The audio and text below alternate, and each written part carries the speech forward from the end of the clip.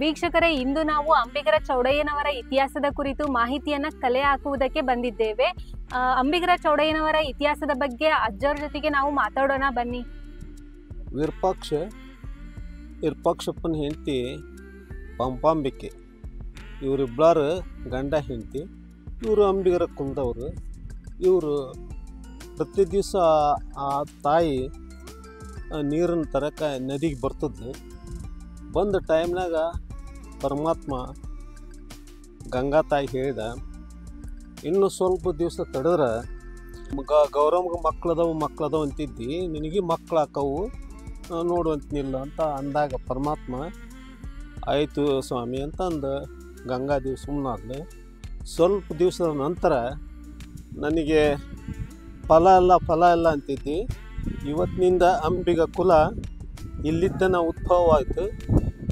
ಇದ ಶರಣದ ಇದು ನಿಮ್ಮ ಸಮಾಜ ಉದ್ಧಾರ ಆಗ್ತೈತಿ ಅಂತ ಹೇಳಿ ಗಂಗಾ ತಾಯಿಗೆ ಪರಮಾತ್ಮ ಹೇಳ್ದ.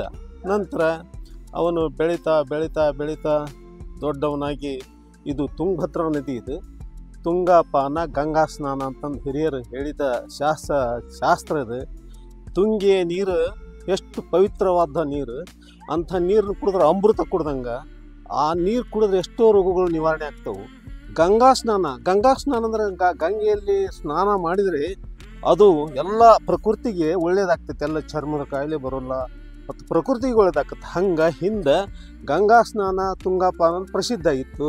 ಅಂಥ ಶರಣರು ಅವರಿಬ್ಬರು ದೋಣಿ ನಡೆಸುವ ಒಂದು ಅಂಬಿಗ ಕಾಯಕ ಇತ್ತು. ಯಾರು? ಚೌಡಯ್ಯನ ತಂದೆ ತಾಯಿ ಮತ್ತು ಅಂಬಿಗ ದೋಣಿ ನಡೆಸುವ ಕಾಯಕ ಇದ್ದರಿಂದ ಮತ್ತು ಅವರು ಚೌಡಯ್ಯನವರು ದೋಣಿ ನಡೆಸ್ತಾ ಇದ್ರು. ಅವರು ದೋಣಿ ನಡೆಸ್ತಿದ್ದಾರೆ ಅಂದ್ರೆ ಏನಪ್ಪ, ಈ ಎಲ್ಲರ ಸರಳಾಗಿ ದೋಣಿ ನಡೆಸ್ತಾರೆ, ಆ ಥರ ಅಲ್ಲ. ಅವರು ಇಲ್ಲಿ ಜನ ಎಲ್ಲ ಕುಂದಿರ್ಸಿರಿ, ಶರಣರನ್ನ ಮಂದಿನ ಕುಂದಿರ್ಸ್ಕೊಂಡು ಇಲ್ಲಿದ್ದ ಮುಳುಗಿದಂಥ ದೋಣಿ ಹಂಪಿಗೆ ಹೇಳ್ಬೇಕು, ಹಂಪಿದಿಂದ ಮುಳುಗಿದಂಥ ದೋಣಿ ಇಲ್ಲಿ ಹೇಳ್ಬೇಕು. ಅಂಥದ್ದೊಂದು ಆ ಶರಣರಲ್ಲಿ ಇತ್ತು. ಆ ಶರಣರು ಇಲ್ಲಿದ್ದ ದೋಣಿ ಮುಣಿಸಿ ಹಂಪಿಗೆ ಸರ, ಹಂಪಿಯಿಂದ ದೋಣಿ ಮುಣಿಸಿ ಇಲ್ಲೊಂದು ಇದೈತಿ, ಅದು ದೋಣಿ, ಸಣ್ಣ ದೋಣಿ, ಅಲ್ಲಿ ಎಬ್ಸ್ತಿದ್ರು. ಅಜ್ಜರ, ನೀವು ಹೇಳಿದ್ರಿ ಇಲ್ಲಿಂದ ಮುಳುಗಿದಂತ ದೋಣಿ ಹಂಪಿಗೆ ಹೇಳ್ತಿತ್ತು, ಹಂಪಿಯಿಂದ ಮುಳುಗಿದಂತ ದೋಣಿ ಇಲ್ಲಿಗೆ ಹೇಳ್ತಿತ್ತು ಅಂತಂದು. ಅದು ಹೆಂಗ್ರಿ ಅಜ್ಜರ? ಅವ್ರದ್ದೊಂದು ಕುರುಹು. ಈಗ ಇಲ್ಲೇ ಯಾರ ಒಂದು ಇದು ಮಾಡ್ಲಿಕ್ಕೆ ಬಂದಿರ್ತಾರೆ, ಯಾರು ಅಂದ್ರೆ ಈ ಗೀತಿಗಾರ ಬಂದಿರ್ತಾರಲ್ಲ, ಅವರು ಈಗ ಹಳ್ಳ ತೊಗೊಂಡು ರೂಪಾಯಿ ಮಾಡೋರು. ಆ ಥರ ಅವ್ರದ್ದೇನೋ ಒಂದು ಕುರುಹು ಇರಬಹುದು. ಆ ಥರ ಹಾಗಾಗಿ ಅವರು ಇಲ್ಲಿಂದ ದೋಣಿ ಮುಣಿಸಿ ಹಂಪಿಗೆ ಇಳಿಸೋರು, ಹಂಪಿದ್ದ ದೋಣಿ ಮುಣಿಸಿ ಇಲ್ಲಿ ಎಬ್ಸೋರು. ಅಂಥ ಒಂದು ಶರಣರು. ಅಂಥ ಶರಣರು ಹಿಂಗೆ ಸತತ ನಡೆಸ್ತಾ ಇದ್ರು. ಅವರಿಗೆ ಒಂದು ಶಿವದೇವ ಮುನಿ ಗುರುಗಳು ಪರಿಚಯ ಆದಾಗ ಗುರುಗಳ ಹತ್ರನೇ ಇರ್ತಿದ್ದ. ಸಣ್ಣ ಮಗ ಆದಾಗ ಅವ್ರನ್ನ ಬಿಟ್ಟು ಎಲ್ಲಿ ಹೋಗ್ತಿದ್ದಲ್ಲ. ಆ ಗುರುಗಳು ವಚನ ಎಲ್ಲ ಕಲಿತು ಆಮೇಲೆ ವಚನ ಬರಕತ್ತಿದ. ಅದು ಆಮೇಲೆ ಕೆಲವೊಂದು ಆಯುರ್ವೇದಿಕ ಔಷಧ ಕೊಡಕತ್ತಿದ.